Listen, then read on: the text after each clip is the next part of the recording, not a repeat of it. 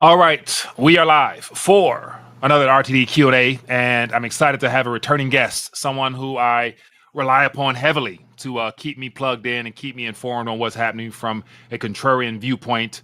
And it happens to be Mr. David Haggith, the creator and author over at thedailydoom.com. And so, David, how are you doing, my friend? Doing good. I always enjoy having conversations with you, Mike. Yes, I appreciate you as always taking time to sit down with me, man. And so you've been doing some writings lately, and I want to bring it to the audience just to get a different perspective outside of what we're being sold by the mainstream media. And so looking forward to diving a little bit deeper. Got some nice little visual aids here that we're going to touch on. And as always, looking forward to getting your perspective on things because you do a good job of giving people another way of looking at things. So I appreciate you for that. And so for those who are plugging in, we are streaming live. Hopefully there's no technical issues, but then again, things happen. And so we do the best we can to, try to deliver a solid live stream today, and then also give you guys a chance to let your voice be heard or your thoughts and opinions shared via the chat when it comes to the Q&A portion. And so let me make sure everything is flowing smoothly. And so, David, looks like you glitched out just for a moment there. Hopefully we can get you back in. So I lost you on screen here, but hopefully, let me see, is that, are you able to, I guess, click your camera part and see if you can get back on in? That turns it off, but maybe turning it back on. There you go. I see you. You're on here. Okay, so welcome, and so looking forward to connecting. And for those who are out there, definitely let us know in the chat some things that you're keeping an eye on, whether it be Jerome Powell related, recession related, the whole presidential cycle related. Feel free to throw it out there because we all have some very strong opinions that might go against the grain, but that's what the dialogue is for. But David, at this current moment, man, you've done some great writing talking about the recession and the fact that we're in a stealth recession, as you put it, and how it looks like the world is focused on whatever comes out of Jay Powell's mouth. But I don't want to go too deep. But what are you keeping an eye on?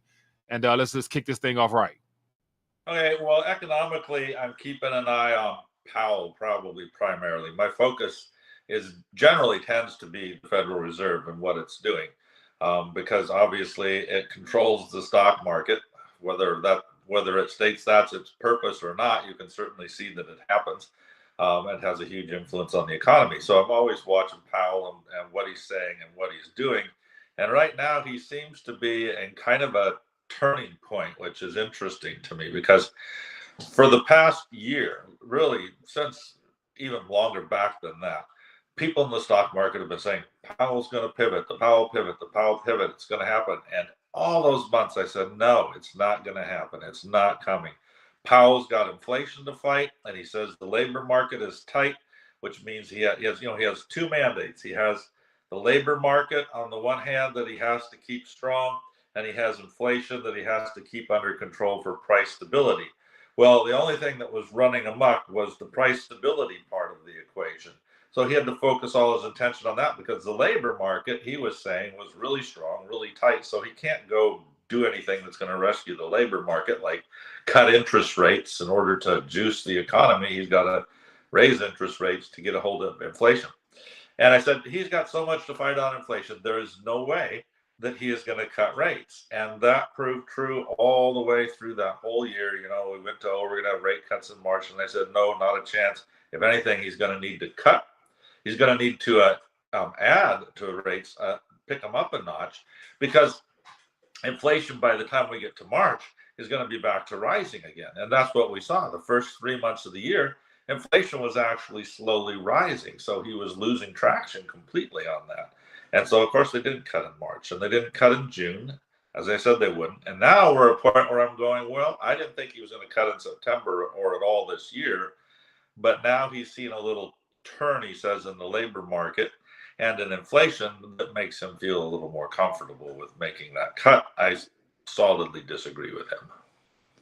Interesting. So you're speaking of the CPI figures, and so I want to bring up on one of the charts that you sent me, the U.S. Consumer Price Index, which shows the last couple of months of the year. And so here we've seen an upward trajectory of their own CPI measures, of which, of course, everyone who tunes into the channel know that you really can't trust their numbers because they've been skewed to I guess, cover things that they deem important, but not really real world items that we are feeling.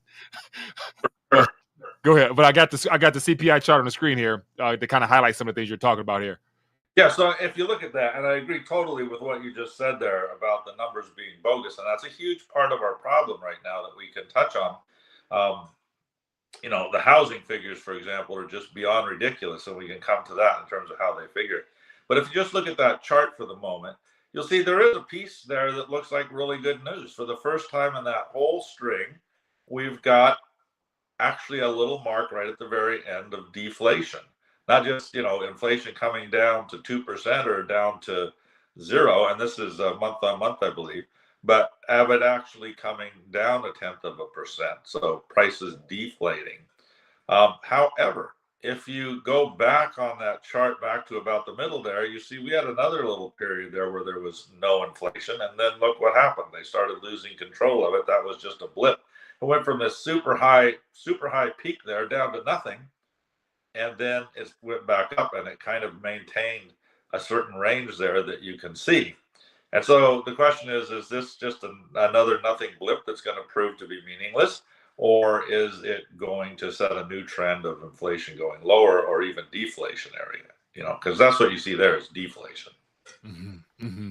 And so I guess one of the results of the quantitative tightening measures of them actually limiting and cutting back on the amount of liquidity in the system itself has led to these type of downward trajectories, which people associate as deflationary. But then the main economy, we're witnessing the debt implosion when it comes to commercial real estate, as well as other sectors, that the banking sector, which I'm sure we can dive deep into that as far as the losses that they're piling up right now. So the QT process, clearly they're not in a position to be able to pivot right now, because I always mention it's not enough pain in the main economy just yet. But based upon the jawboning that's coming from Jerome Powell, I guess now that he's more, as you mentioned the other day, dovish, do you see there actually being a pivot in the form of a cut? And will it come this year, or can it afford not to do that? Well, I don't think it can afford to do that. We can get into the reasons why it's not, but just, in a summary statement, I think that if he were to make a cut in September, we're going to see interest spike up. I think we're going to see it spike up anyway, and that's the problem. Not interest, I mean inflation. Mm-hmm. I don't, believe the graphs that we're looking at right now are showing trends that are going to hold. I mean, if you look at one little down blip, that's not a trend, right? Now, mm-hmm. Powell said all along that in order to cut rates, he's going to have to feel confident that inflation is going down, down, down. And he said in the last interview I saw him talking about, well, this year we had, the first 3 months of the year, we weren't making any progress on inflation. Right there, I'd say, hold it, stop. The first 3 months of the year, you were losing ground on inflation, not by a lot. It was a very small rise, but nevertheless, it was the wrong direction. It was a slow upward trend. So for the first 3 months of this year, you'd gone in reverse. So you weren't just not making progress, but you were slowly slipping back the wrong way. And then he said, but the next 3 months, if you average it out, we've been making progress on inflation again. Well, if you look at the graph of inflation that I sent you there, you'll see that's a really problematic statement to be making. Okay, there it is. And you can see where we start the year and we're down. And you see that inflation started rising, about the middle of last summer, which is when I said it was going to. Mm-hmm. And look at that. Here we are right now. He says we're finally making progress. Where are we? We're right exactly where we were when we started going back up. We're at 3%. Yeah. So where's the progress? He says for the last 3 months, if you average it out, we're making progress. Well, actually, the first of those 2 months, or the first 2 of those months, really inflation just went nowhere, up or down. It just kind of stayed neutral along that line, along that range that it's been trending there. And then the last one, it finally dipped down below the lows that it had for a while on that line, but it hasn't gone below the low where it started out. So he still hasn't made progress. You can look back a full year and say, okay, you're exactly where you were. So how can you say now that you're starting to feel comfortable that you're making progress. But that's what he's saying. I think he's saying it because the economy is going to blow up if they, keep interest rates where they are. It's not managing it well, and he's starting to fear that we're going into recession. Now, I say we're already in a recession, and I call it a stealth recession. But if you look at that graph of inflation there, he hasn't made any progress yet. If I were sitting in Powell's shoes and I was being honest to say we got to see progress in inflation, I'd want to see that graph going down like the steep down curve you see before, or at least going consistently down, down, down. And clearly it's not. It's at a turning point. If it goes another notch below this, we'll finally be below where we were a year ago. That's what we will have made. And so, based upon, I guess, some of the talk, the narratives that came out of his little economic, talk or whatever, he was talking about not waiting until seeing 2%. They don't need to necessarily see 2% before they consider cutting. And I'll actually bring on the screen here an article that the headline mentioned that, but it says Fed indicates Fed won't wait until inflation is down to 2% before cutting rates. And so literally, I don't think that he thinks that they can get below that 3-point figure CPI number. Like, they've reached as low as they can probably go. So now the narrative needs to shift, I think. And that's kind of why they're even putting this out there, you would say, or no? I would kind of look at it this way. I don't want to give him too much benefit of the doubt, but I think it's reasonable to say that if you were trying to slow inflation down to 2%, it'd be like driving a car or a train or a ship, something that doesn't, change very fast, really, more like a ship than like a car. You're going to start backing off on whatever you're going to do, getting ready to stop, 3 miles upstream from where you want to eventually stop.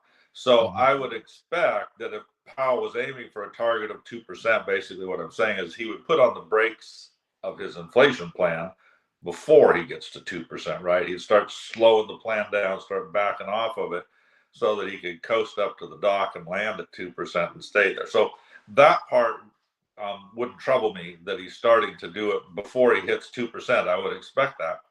But the fact that he's doing it when inflation clearly has not returned back to running down at all, it's just flatlined with where it was a year ago. Well, that doesn't make sense to me because it could just as easily bounce up from that blip like it did in the first graph you showed where, things were down and then it's back up again. It could easily go back up. And I think there are very good reasons to think it will. Now, you also mentioned the PPI figures.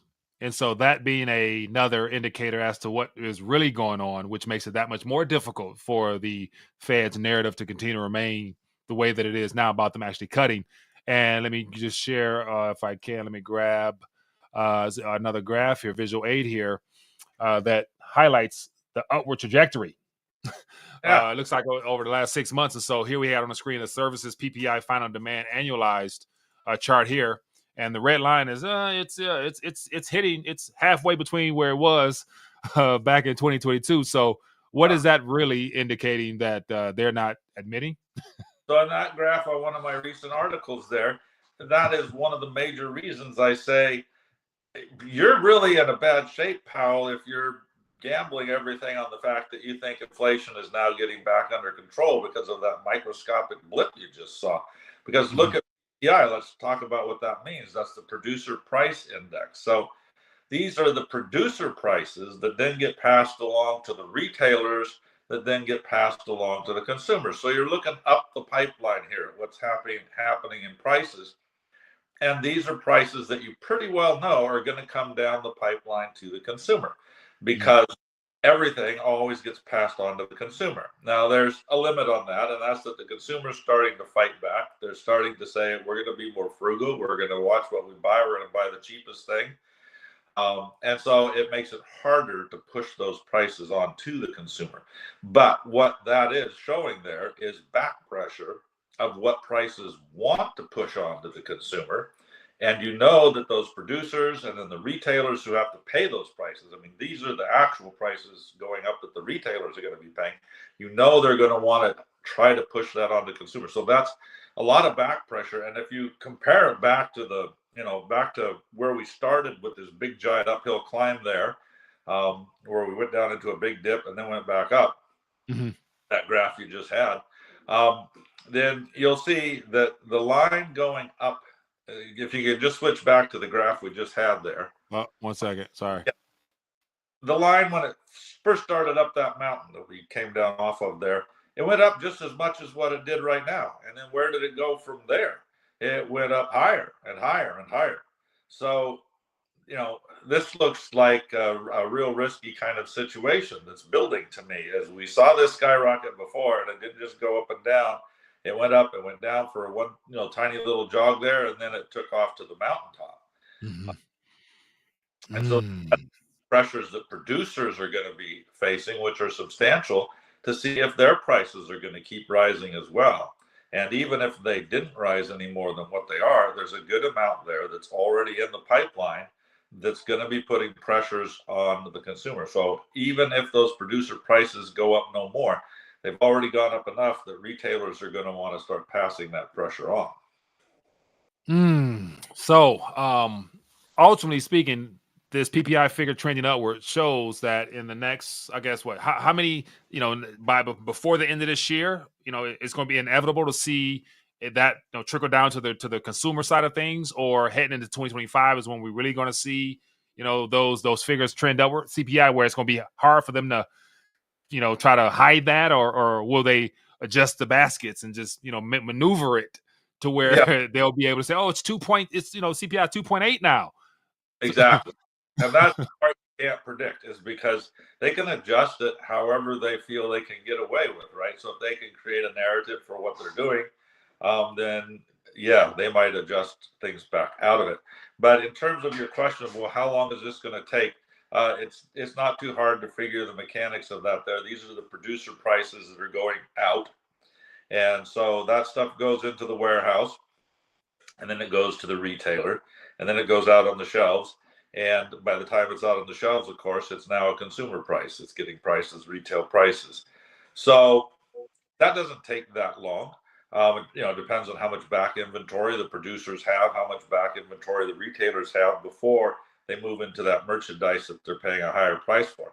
And then they're going to feel pressured to raise those prices. The limit on their ability, of course, is the consumer's willingness to pay. So, but obviously a lot of pressure is going to be hitting, and that takes typically, I would say, 2 or 3 months at the most for those things to press through, unless the producer has a lot of inventory or the retailer has a lot that was, stocked in at the older prices. Interesting. Christmas, I'm sorry, go ahead. Yeah, certainly by the time Christmas comes, because people, now are buying and shipping the stuff that they're going to be selling for Christmas. So by that time, for sure, those prices then start hitting the shelves. Yeah, and I was going to just mention about Christmas, given the fact we got the holiday season coming up, and I've already seen enough articles referencing how, it's going to be a tight Christmas, and then you factor in overall consumer confidence. And so I was trying to find an article I covered, but I couldn't find it. But just to show more of the concerns from the average person. And so here's just a little something that I found. U.S. consumer confidence worsens further in July, and then they go on to give some figures that paint a really bleak picture for Main Street, the main economy right now, as far as what people are actually willing and able to afford based upon, what the overall sentiment is. So this upcoming Christmas is going to be tight on top of all the other conditions, basically what you're saying. Yeah, I think it looks like it based on those producer prices that will certainly be coming through by Christmas time. And again, it depends on how much the retailer tries to push those through, how much profit margins they're willing to cut back on, because they know the consumer is reaching their limit. But the pressure is there. And so Powell's betting against the pressure in terms of inflation. And then if you look at 2 other factors in inflation, there's big problems here for Powell in terms of the back pressure too. One is oil prices. Well, what I'm saying here is the big reason inflation did come down that tiny little bit that we saw there, ever so small, was because oil prices went down and gasoline prices went down, and housing prices didn't put as much pressure on as they have at points in the past. Well, those 2 things, oil and housing, are going to put in a turn right now. Oil's gone back up, gasoline is going back up. We're in the driving season, and those prices typically run up through the summer. So they're not really, other than the tail end of June when they started rising, they're not in the CPI figures that Powell was just looking at, and that he was, feeling hopeful because of. Those will be in the next set of numbers where we, catch what happens in the summertime.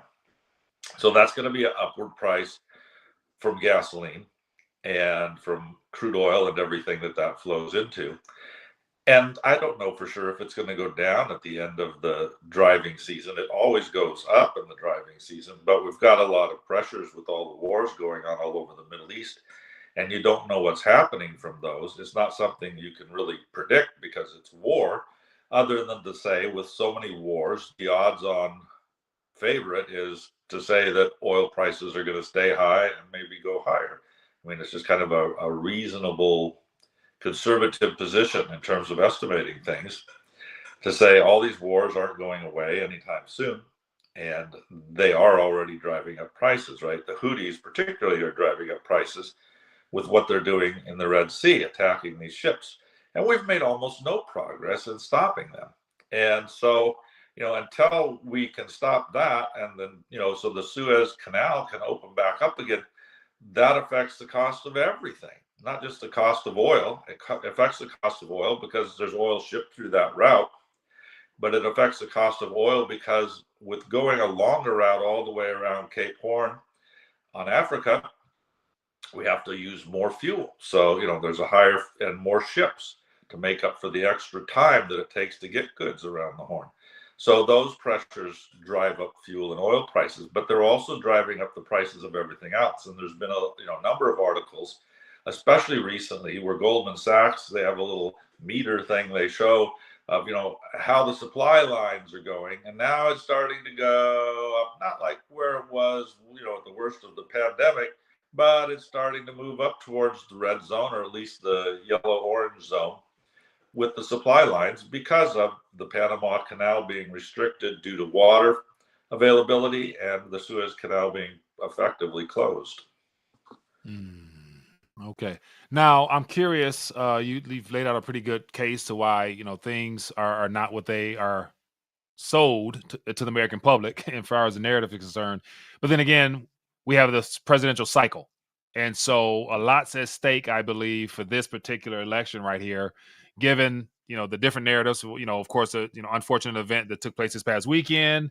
And before that, even on the Democratic side, the whole narrative about Biden, like they're trying to get him to drop out. He's clearly showing signs of, not being all in one place at the same time.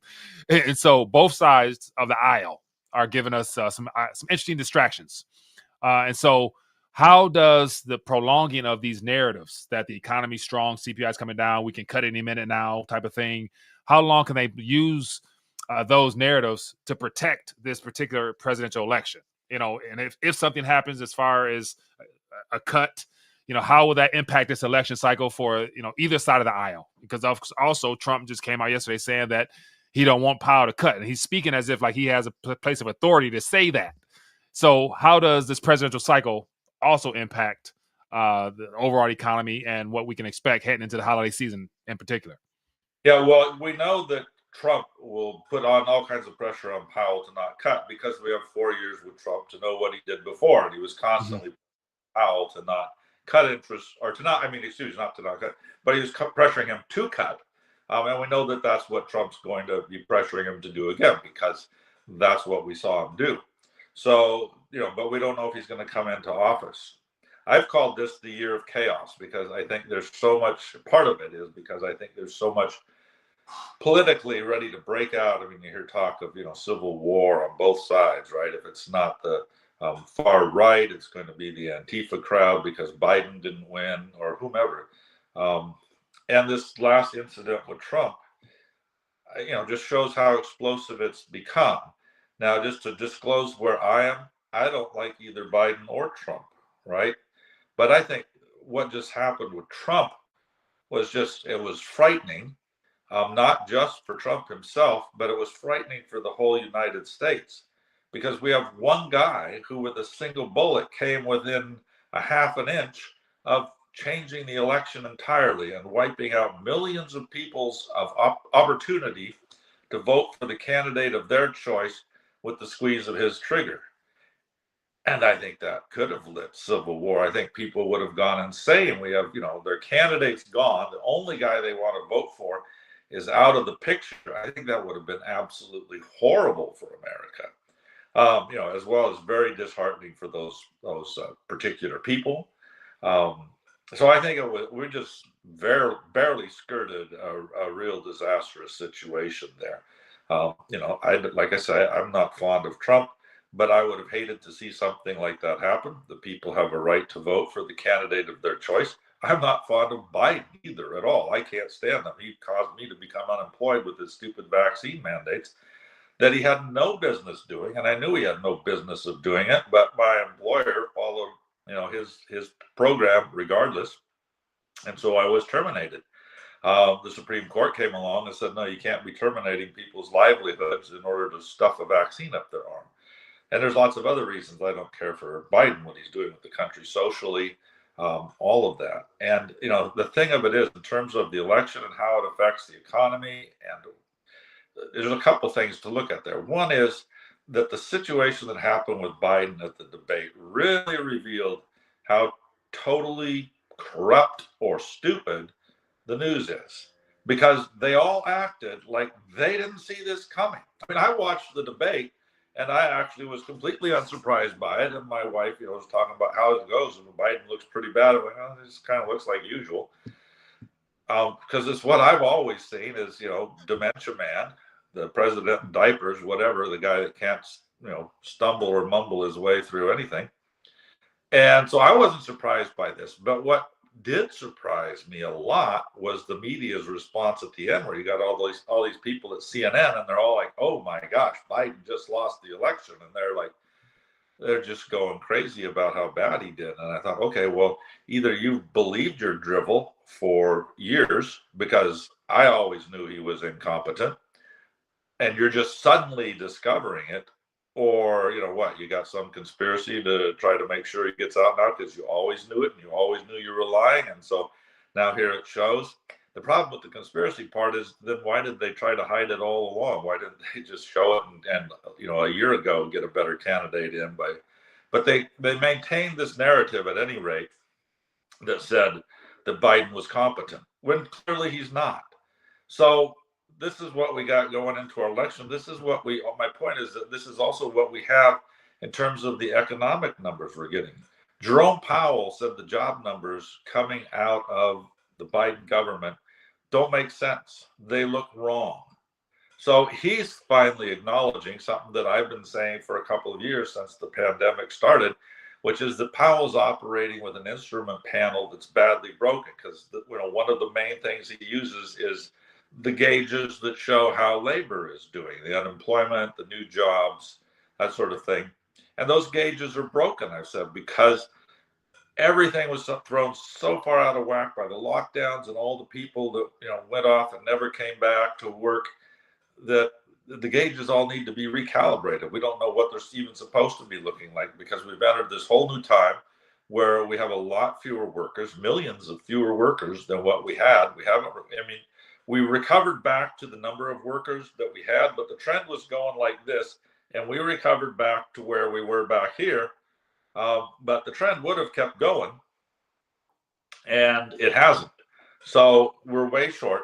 And if you look at recent statements by the Federal Reserve, they say that labor is starting to soften, starting to loosen up, and that the reason is because so many immigrants, I would say illegal immigrants, because we know most of them, are coming across the border, that they're starting to suck up all those excess jobs that couldn't be filled. Well, that's no surprise. I mean, that's why we allow the illegal immigrants across the border, whether the government's run by Republicans or Democrats, is to provide cheap labor to the people who support their elections, to the people with money.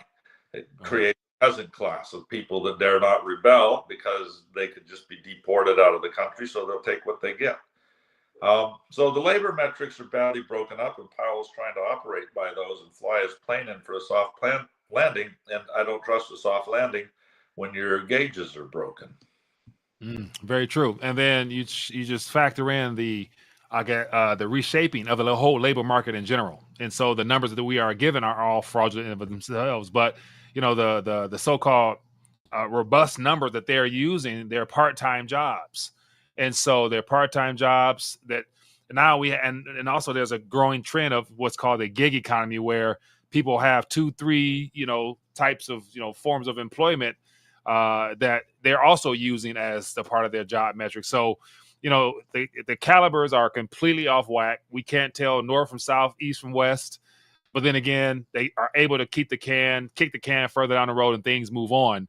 And so at some point it must come to an end. Now would it come to an end because something breaks, or would it come to an end because something is exposed? Will be like my question, because I've been ranting for quite some time now about how bad things are, but then again, things continue to move along to where the average person still thinks that as long as they get paid every 2 weeks and they can put in their 401ks and do everything, life is merry. There's nothing to complain about, because even though it's not the greatest, it's still better here in this country than it is in a lot of other places around the world. So it's going to be interesting to see how this all plays out.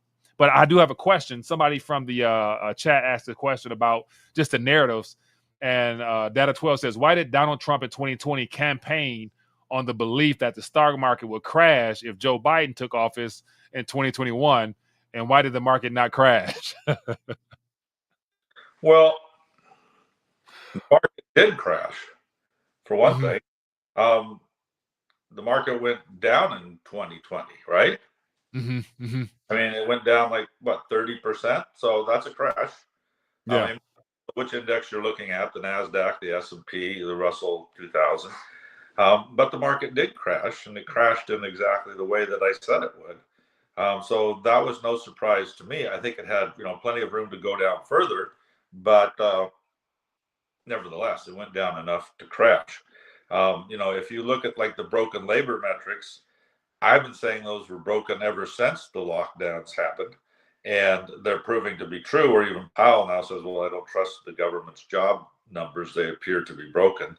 And I would look at, he's said that he might possibly be making a turn on interest rates in September. And one of his reasons is that he's stated repeatedly now is that the labor component is starting to soften. We're starting to see unemployment start to rise. And we've had 3 months or so where it's kind of started to rise. Not much, but it doesn't have to rise much. There's this thing called the SOM rule, which is invented by an economist of that name in the Federal Reserve. So Powell's well aware of it. And I'm sure it's on his mind right now. The SOM rule says that when you hit whatever bottom your unemployment comes to and you level along that bottom, all it has to do is turn up 0.5% from wherever it was down here, up 0.5%, and boom, the recession hits right there. That's when you can mark when the recession is starting.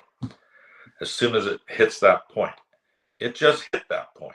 So Powell's got to be concerned about that. And it won't be declared. The recession doesn't get declared for months down the road because the National Bureau of Economic Research, waits until we get 2 full quarters of recession before they actually declare that one began. But that SOM rule has been accurate every time but one over the past about 80 years. So there's only one small miss it had. And the rest of the time, we've gone into recession whenever we've gone up that 0.5% mark, and we've gone up that. But here's the thing. Powell said that the labor market's putting in that turn. It's right at that point where maybe we got to start looking at the labor side of our mandate and start, reinforcing the economy to build a stronger labor market again.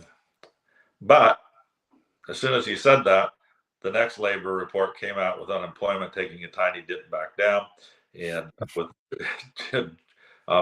new claims taking a tiny dip back went down, as well as continuing unemployment. And employment has been putting in head fakes all along the way, where it looked like it was turning up, went back down, turning up, going back down. So can you trust that? I would say you need to see another couple of months to see if really unemployment is going back up. Maybe this was another head fake. Yeah. And as of now, it looks like looks like you froze there. So we're going to get ready to see if there's any questions. I'll give you a second to get back on. And so what I want to do is see if we can get some questions. If anybody has questions, rather, to put out there for David in reference to any of the things we've talked about here. And so we will begin to wind things down some. So if you have questions in reference to any of the subject matter or just things that are of concern to you, feel free to put it out in the chat and I'll put them out there and we can see where we go with this. But this is the RTDA Q&A session where I want to get a chance to have you guys, get some questions answered. So feel free to throw some things out in the chat. And if not, I still have a gang of questions that I can ask. So we'll never not have any questions, but I'll wait for that to happen and see if anything pops up. But so I want to get your thoughts also. Let me bring some things up here that so in reference to this presidential cycle, you've made it clear that, you're not, a fan of either side of the aisle, which I'm the same way. I believe that no matter what, if people are still hoping that for change to come from DC based upon these fraudulent processes they got us under, then, we've already lost in a sense. But in the meantime, the narratives will move on. There will be somebody in place. And it looks like based upon the activity that Trump is doing, Donald Trump runs a Fed not to cut rates. So that's something he's putting out there. Then also he's talking about Jamie Dimon as being his U.S. Treasury secretary. And so I used to think he was draining the swamp, but now he's encompassing himself within the swamp. So I'm not sure what his strategy might be. But then again, you have some people to say that this is a part of a plan, trust the process, he's know what he's doing type of narrative. But what say you? We've seen this show before, and it's ridiculous. This is one of the things that I have against Trump is he said he was going to drain the swamp and made a huge thing out of draining the swamp last time when he ran for office and won. And before he went into office, after he'd won the election and he started to put his presidential cabinet together, I wrote 2 or 3 articles about each cabinet member, as he was picking them. So there was a few cabinet members in each article showing how these were the swampiest swamp creatures you could ever look for. I mean, the people that he put in charge of everything financial were either former Goldman Sachs executives or Ivy League Rothschild bankers. These are not the people you want to put in charge of the economy if you want to drain the swamp. And on the intelligence side, everybody he was putting in was top military brass, or on the military side, everybody was top military brass.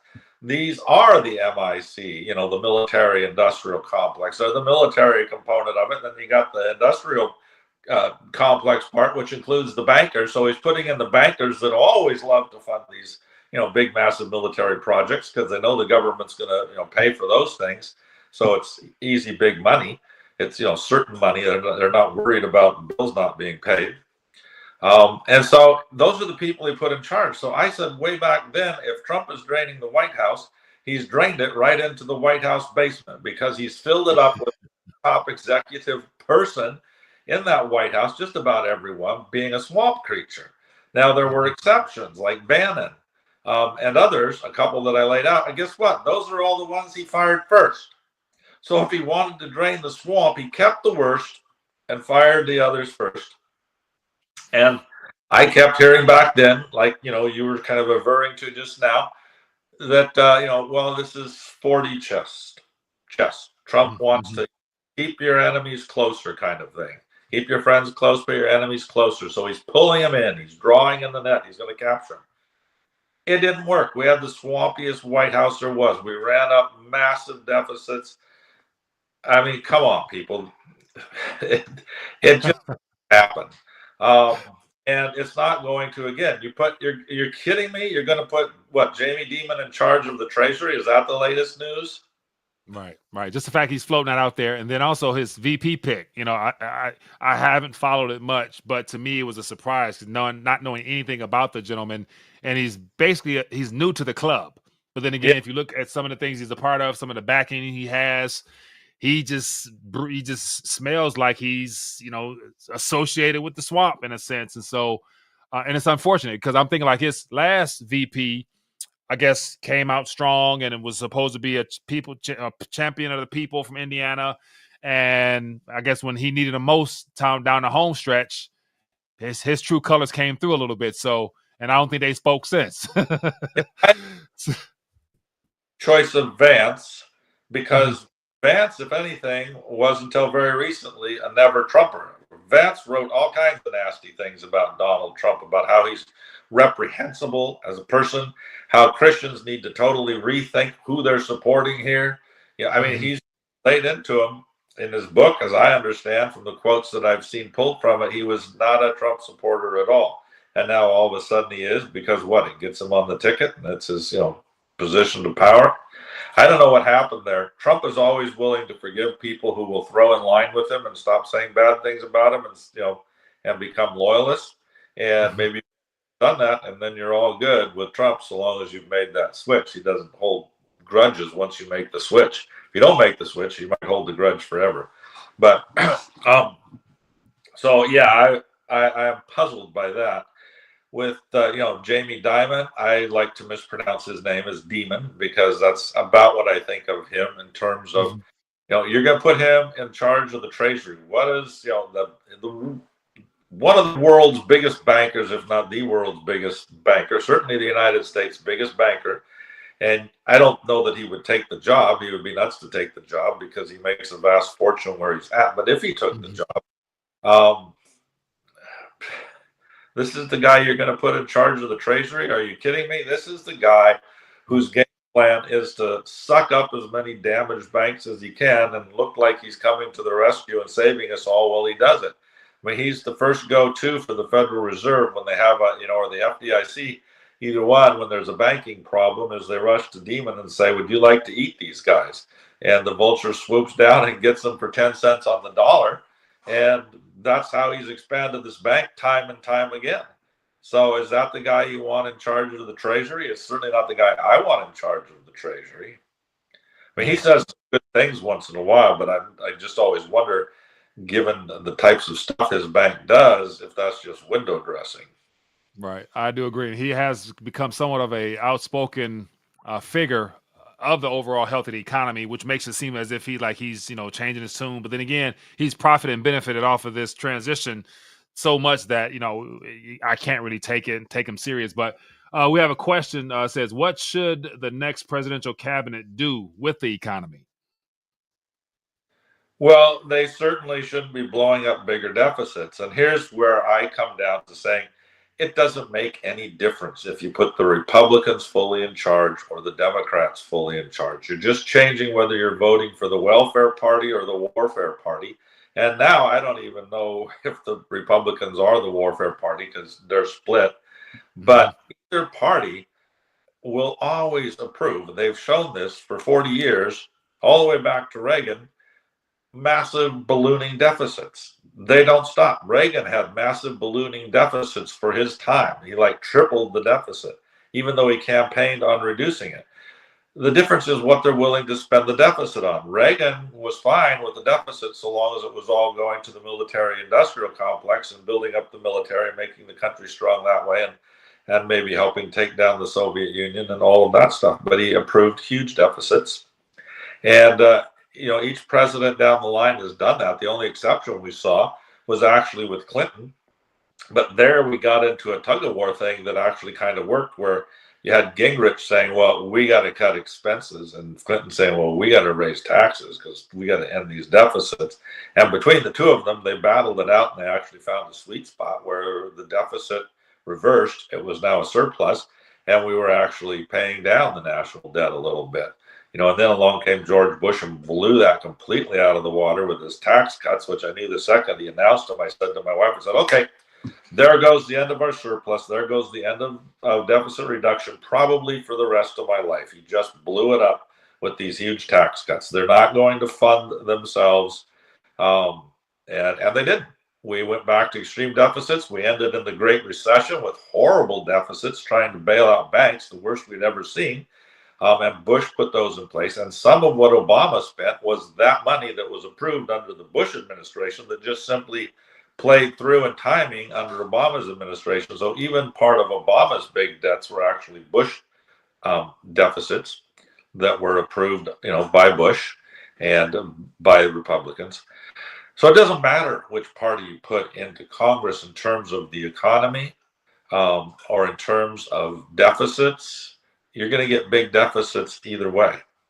You know, we've had economies that roared along with deficit spending under Democrats, and we had economies that roared along like under Reagan with deficit spending, because it's amazing what a wonderful party you can throw if no one's paying for it.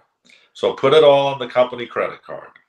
Now, a question for you. So this is my question. Like, so if one side of the aisle is running on increasing taxes and the other one is talking about cutting taxes and possibly eliminating the whole income tax model itself, which would you prefer? It's not so much that I prefer tax cuts, because we have to pay what we're doing. If you want to, you know, whether you're building a strong military and you want to say we're strong, or you want to build a strong welfare system and say we're compassionate, you're not either of those things if you're not paying for it directly out of your pockets. So quit paying for it with your grandkids' money, whether you're going to build up the military strength or you're going to build up the welfare system, and pay for 100% of it with your own money from your own taxes, or you are corrupt. You are a horrible person if you're willing to run massive deficits and throw them down the pipeline for your grandkids to pay. That's terrible. And so I'm for a balanced budget, however we get there. We're not going to get there by lowering taxes more. There's a sweet spot, and that's what we found out with Clinton. He raised taxes a little bit, and it did bring in more revenue. Gingrich cut expenses, and the two met up. Now, we've cut taxes even more under Trump's tax cuts, and if you cut them even farther, the deficits are going to blow up bigger. And this is one of the reasons I'm not in favor of Trump. He has shown consistently he loves deficits. He loves debts. He doesn't care if we run huge deficits. And he's more than willing to do that. And he ran huge deficits. So we have a track record. We know what he'll do. We know that he will do everything he can to cajole the Fed into helping finance those deficits by keeping interest rates down so that the government can afford the interest service on those debts. So we know what's coming there. Now, if he were to get rid of the income tax, I would be all in favor of that. We still have to replace the tax revenue, but I would much prefer a very simple national sales tax, not a complex value-added tax. Man, I hate those things. Just a simple sales tax on the end consumer. We're all going to pay the tax at some point in time or not. So put it there and fund the government that way. And then just think of the enormous ways in which the economy is manipulated through the tax code. If all you're doing is charging your taxes, all that manipulation is gone. Think of the vast amount of time and energy everybody spends trying to figure out their taxes, and the time spent on auditing. If you have a sales tax, there's not a lot of auditing to do, because the retail people collecting the tax don't have a huge incentive to misreport it, because they're just passing it through. And you don't have any choice but to pay it. When you go buy your goods at the store, you're going to pay the tax. And, you know, you can manipulate things somewhat by deciding, you know, well, we're going to tax certain basic necessities less. You can make the tax more progressive by saying we're going to give a check to everybody in the United States for X amount of money, and then we're going to cover all of that with taxes that are high enough that for the average person or less, it winds up meaning it's neutral. Their check covers what they're paying in taxes, and, you know, others are paying more. You can do things like that to try to make it a more progressive structure. I'm not saying you should, but for, you know, those who run the argument, well, it's, you know, so non-progressive or unfair because of how it hits the poor, who pay for taxes on everything and they have no discretionary, you know, spending money. Well, it doesn't have to be that way. You know, you can eliminate the tax on food or drugs, for example, and tax the rest of things. You'd have to tax it fairly high to pay, you know, to keep from having a deficit. But I would rather have that than a high income tax that takes 20 or, you know, more percent right off the top of all my income, and avoid all the. I'm sorry. Go ahead. I have another question. We'll make this our last one because we're approaching about 50 minutes. But it says, Sal says, if I have a question, if we are in a stealth recession, why help wanted wherever you go? So why are there a lot of help wanted signs if we're in a recession, stealth recession, as they put it? Yeah, people have said that the labor market is tight. That's a very good question, because that's exactly why it's a stealth recession. Is the number one reason people have said whenever GDP has gone down and we look at this high inflation and all this stuff, one of the biggest reasons, at least they've said, that we're not in a recession is, well, the labor market is tight. And if the labor market is tight, then things must be booming because we're demanding a lot of labor. And that's where I've said consistently since the lockdowns happened, no, not this time around. You got to understand there's more than one possible cause for tightness. One normal cause for tightness is that the economy is growing and it's demanding more jobs, needs more laborers, and it's having a hard time building into that. That's one reason. The other reason is, here was your labor and your economy, and labor just died. They're gone, and now the economy is struggling to find labor, so labor is tight. Now, what do I mean by labor died? Well, they could have died from COVID. They could have died from vaccines. There were a lot of, what do they call it, exceptional deaths or above normal deaths. I'm not going to get into, whether it was COVID that killed them or the vaccines that killed them. I'm comfortable with either possible answer. But there were a lot of excess deaths, so there were fewer laborers that way. There are about 2 million people reporting to have long COVID. Now, whether they're having long COVID or long vaccines, for this equation, it doesn't matter. They're reporting to have long-term chronic illness and are out of the labor market because of it. And that's about 2 million people right there. And then you've got people who said, well, I'm just going to retire. I'm just sick and tired of this whole rat race. And you're telling me I can't go to work and I had a good job and now you're forcing me to be unemployed. I was going to be retired in 3 years anyway. I'm taking early retirement. And they did. And they're not coming back because they were ticked off by what happened, as well they should have been. And so they just took early retirement. So we've got a labor force that's come way down. So you have a lot of job openings, not because the economy is strong, but because labor is actually so weak. And everybody's been interpreting this as, well, labor's so strong. No, labor is so weak that it can't fill the jobs that were out there. And then you've got this rush of migrants coming in now, taking up those jobs, making it look like, the labor market is loosening up. Well, it was never tight in this case because of the economy strong. It was tight because we were going into recession. So that's where I say it's a stealth recession, is that it's hidden behind what we're seeing in labor because we're reading labor in the ways we're used to reading it for decades. And that's not the situation today. It's not the reason labor's tight. Labor's tight because of damage to labor that happened in the lockdowns and with COVID, et cetera. Interesting. Great take there. So I think we've covered a lot in this Q&A session. I appreciate those who have put some questions out there for us. And so let me just point people to where they can follow you. We have the dailydoom.com, where you put together all your writings and analysis on, the counter narratives that were being given from the mainstream media. And so I put the link in the description for people to go find you there. And as always, it's great to connect with you and to get your thoughts and assessment on things. But yet we've covered a lot, and it just leaves us to, I guess, be patient, wait, and be grateful for what we do have in the moment. Enjoy, I guess, the economy the way that it is, because if and when it changes, it's no going back to normal, whatever that means these days. But once again, David, thank you for joining us. Anything you want to leave us with, or anything that went unsaid? No, just with what you just said. Live in the moment.